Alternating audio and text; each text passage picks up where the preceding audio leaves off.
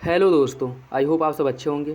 साथियों, हम लोग उत्तर प्रदेश आर ओ 2023 के लिए प्रैक्टिस सेट सॉल्व कर रहे थे और इस वीडियो में हम लोग इतिहास के 50 महत्वपूर्ण प्रश्नों को सॉल्व करेंगे, जो कि आपके एग्जाम के पॉइंट ऑफ व्यू से बहुत ही महत्वपूर्ण है।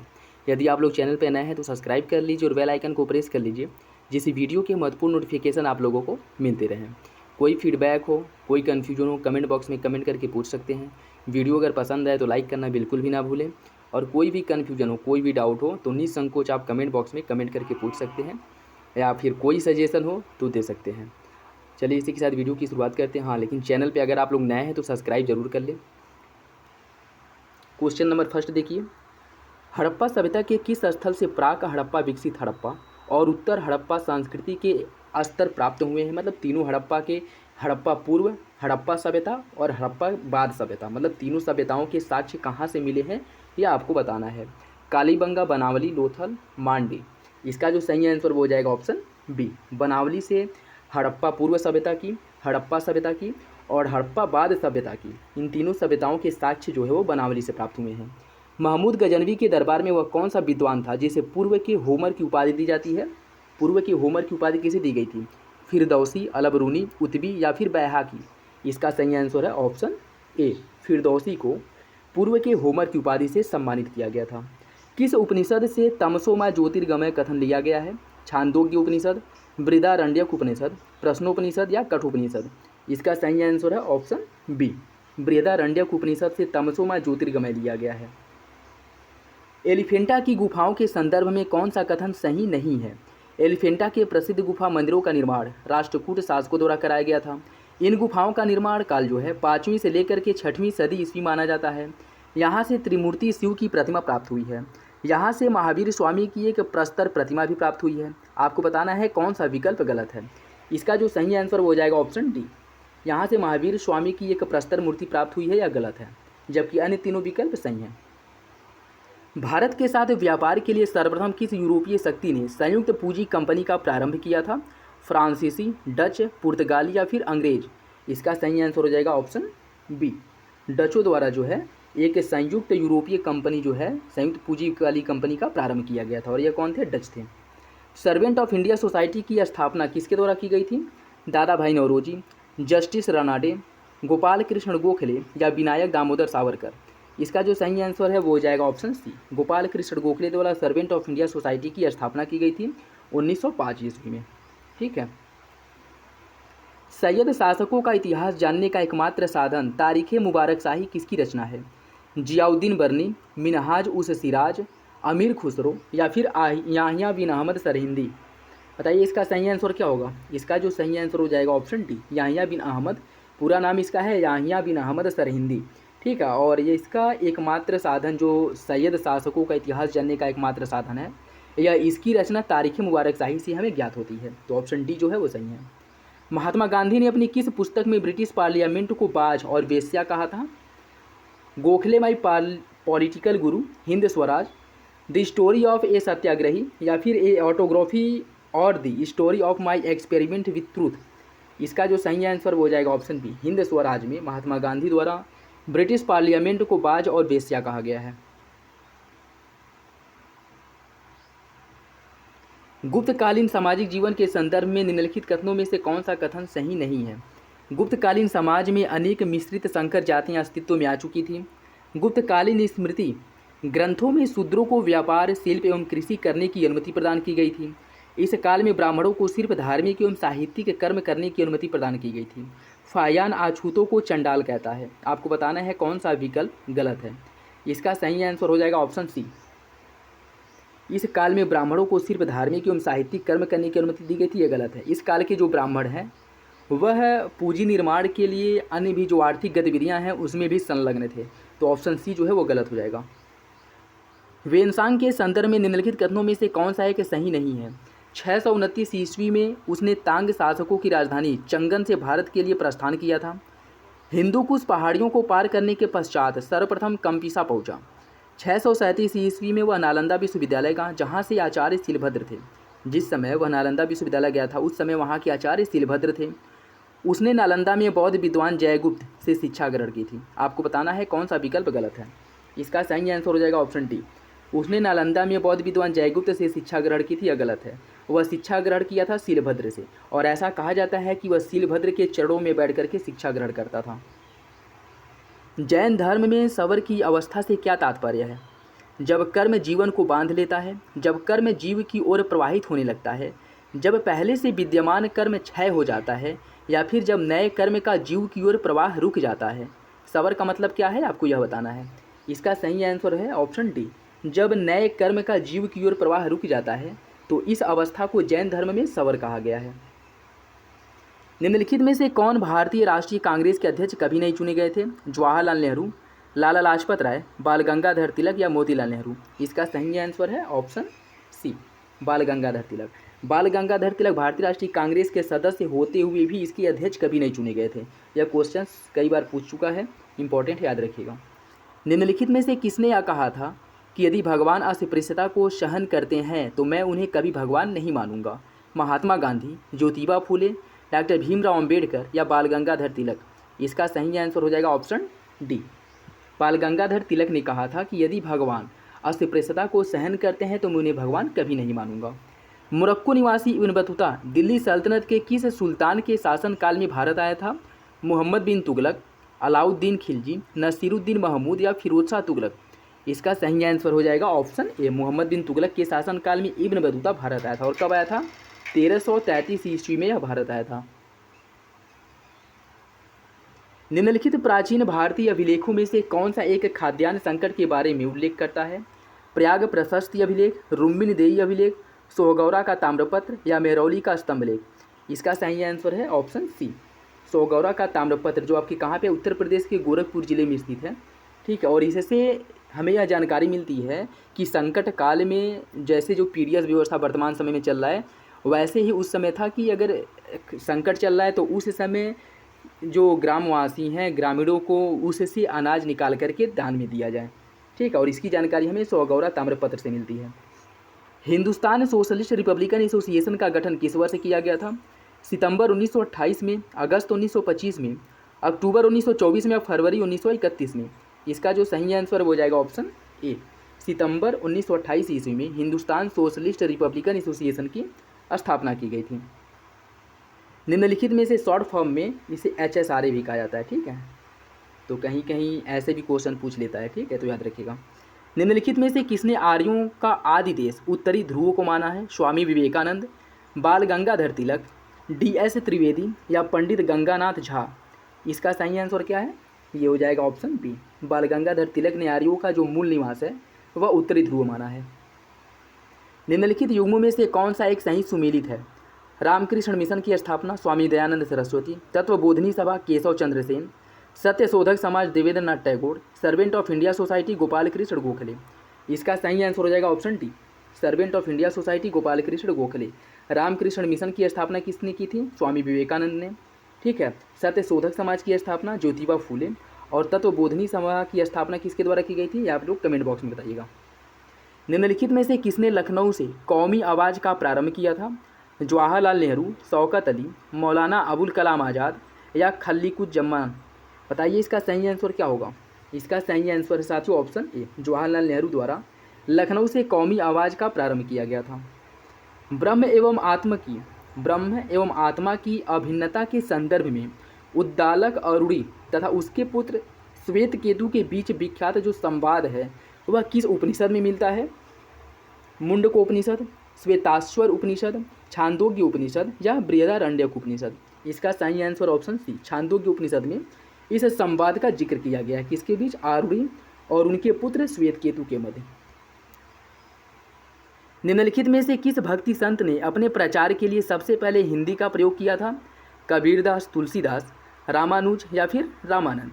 इसका सही आंसर ऑप्शन डी, रामानंद द्वारा अपने भक्ति का प्रचार करने के लिए हिंदी भाषा का प्रयोग किया गया था। मुगल बादशाह के सामने किसने तीर्थयात्रा कर की समाप्ति के लिए बनारस के पंडितों का नेतृत्व किया था? कबींद्राचार्य ने, जगन्नाथ ने, तुलसीदास ने या फिर हरनाथ ने? इसका सही आंसर ऑप्शन ए, कबींद्राचार्य द्वारा जो है इसका नेतृत्व किया गया था तीर्थ यात्रा कर की समाप्ति के लिए। निम्नलिखित में से कौन सा मंदिर शिखर मंदिर का पहला उदाहरण है? भूमरा का शिव मंदिर, देवगढ़ का दशावतार मंदिर, कैलाशनाथ मंदिर या भीतरगांव मंदिर? इसका जो सही आंसर वो हो जाएगा ऑप्शन बी, देवगढ़ का दशावतार मंदिर जो आपके उत्तर प्रदेश के ललितपुर जिले में स्थित है। निम्नलिखित में से किस नेता ने कहा था कि स्वराज आम जनता के लिए होना चाहिए, केवल वर्गों के लिए नहीं? बाल गंगाधर तिलक ने, मोतीलाल नेहरू ने, चित्तरंजन दास ने या फिर सी राजगोपालाचारी ने? इसका सही आंसर हो जाएगा ऑप्शन सी, चित्तरंजन दास द्वारा कहा गया था कि स्वराज आम जनता के लिए होना चाहिए, केवल वर्गों के लिए नहीं। ठीक है। मौर्य काल में समाहर्ता का अर्थ क्या होता है? राजकोष और भंडारगृह का प्रमुख, राजस्व विभाग का प्रधान अधिकारी, मंडल का प्रमुख अधिकारी या फिर आबकारी विभाग का अध्यक्ष? इसका जो सही आंसर वो हो जाएगा ऑप्शन बी, राजस्व विभाग के प्रधान अधिकारी को मौर्य काल में समाहर्ता कहा जाता था। शिवाजी के संदर्भ में सही कथन कौन सा है? दादाजी कोंडदेव शिवाजी के सेनापति थे। शिवाजी के राज्याभिषेक में उज्जैन के विद्वान पंडित निश्चलानंद को आमंत्रित किया गया था। जिंजी विजय शिवाजी की पहली विजय थी। सूरत की प्रथम लूट की घटना 8 जनवरी 1664 ईस्वी में घटित हुई थी। आपको बताना है कौन सा विकल्प सही है। इसका जो सही आंसर है वो हो जाएगा ऑप्शन सी, सूरत की जो पहली घटना है वह 8 जनवरी 1664 में हुई थी। यह विकल्प सही है, अन्य विकल्प जो है वो गलत है। निम्नलिखित में से कौन सी घटना सर्वप्रथम घटित हुई थी? जलियांवाला बाग हत्याकांड, चंपारण सत्याग्रह, खेड़ा सत्याग्रह, अहमदाबाद मजदूर आंदोलन? आपको बताना है कौन सी घटना सबसे पहले घटित हुई थी। इसका जो सही आंसर साथियों वो हो जाएगा ऑप्शन बी, चंपारण, जो कि आपके 1917 ईस्वी में हुआ था। जलियांवाला बाग 1919 ईस्वी में हुआ था। ठीक है। खेड़ा 1918 में हुआ था और अहमदाबाद मिल मजदूर ये भी जो है 1918 में हुआ था। ठीक है, तो याद रखिएगा, इंपॉर्टेंट है। निम्नलिखित में से कौन सी मांग 31 जनवरी 1930 ईस्वी में गांधी जी द्वारा प्रस्तुत 11 सूत्रीय मांग में सम्मिलित नहीं था? सेना के व्यय में 50% की कटौती करना, राजनीतिक बंदियों की रिहाई, देश के युवाओं को सरकारी नौकरी में 50% आरक्षण, नमक कर की एवं नमक पर सरकारी एकाधिकार को समाप्त करना? आपको बताना है कौन सा विकल्प सही है। इसका जो सही आंसर हो जाएगा ऑप्शन सी जो है, देश के युवाओं को सरकारी नौकरी में 50% आरक्षण, यह महात्मा गांधी के 11 सूत्रीय मांग में शामिल नहीं था। जबकि अन्य तीनों जैसे सेना के व्यय को 50% कम करना, राजनीति के जो युद्धबंदी हैं उन्हें रिहा करना और नमक पर जो सरकार का अधिकार है उसे समाप्त करना, यह तीनों मांगें जो हैं उनके 11 सूत्रीय मांग में शामिल थीं।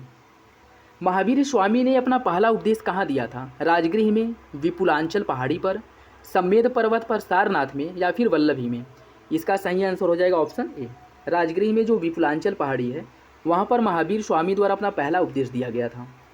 दिल्ली सल्तनत में भारतीय वजारत का स्वर्णकाल किस वंश के शासन काल को माना जाता है? गुलाम शासकों का काल, तुगलक काल, खिलजी या फिर लोदी? इसका सही आंसर हो जाएगा ऑप्शन बी, तुगलक काल को। निम्न युग्मों में कौन सा एक सही सुमेलित नहीं है? पुरंदर की संधि जून 1665 में हुई थी। इलाहाबाद की संधि अगस्त 1768 में हुई थी। मंगलौर की संधि मार्च 1784 में। अमृतसर की संधि अप्रैल 1809 में। आपको बताना है कौन सा विकल्प गलत है।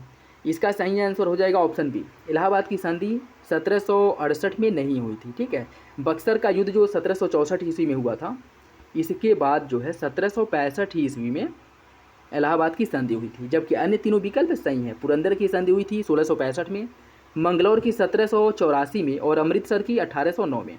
ऑप्शन बी जो है वो गलत है। किस वेद में यह उल्लेख मिलता है कि प्रजापति ने रुद्र को सभी दिशाओं का स्वामी बना दिया था? ऋग्वेद में, सामवेद में, अथर्ववेद में या यजुर्वेद में? इसका जो सही आंसर हो जाएगा ऑप्शन सी, अथर्ववेद में इसकी जानकारी मिलती है कि प्रजापति ने रुद्र को सभी दिशाओं का स्वामी बना दिया था। मुगल काल में गैर मुस्लिम से लिए जाने वाले भूमि कर को क्या कहा जाता था? जजिया, जकात, खराज या फिर खुम्स? इसका सही आंसर हो जाएगा ऑप्शन सी, खराज। जजिया किससे लिया जाता था? हिंदुओं से। ठीक है, और खराज लिया जाता था जो गैर मुस्लिम थे उनसे जो भूमि कर लिया जाता था उसे खराज कहा जाता था। किस समय? मुगल काल में। किस चार्टर एक्ट के तहत भारत में दासों की अवस्था सुधारने और दासता समाप्त करने का प्रावधान किया गया था? 1813 के चार्टर एक्ट में, 1833 के चार्टर एक्ट में, 1853 के चार्टर एक्ट में या 1793 के चार्टर एक्ट में? इसका जो सही आंसर हो जाएगा ऑप्शन बी, 1833 के चार्टर एक्ट में दासता को समाप्त करने की बात की गई थी और इस समय जो भारत का गवर्नर जनरल था वो विलियम बेंटिंक था। ठीक है। संजय वेल्ठरीपुट को क्या कहा जाता है? संजय जो वेलठपुत्र हैं इन्हें क्या कहा जाता था?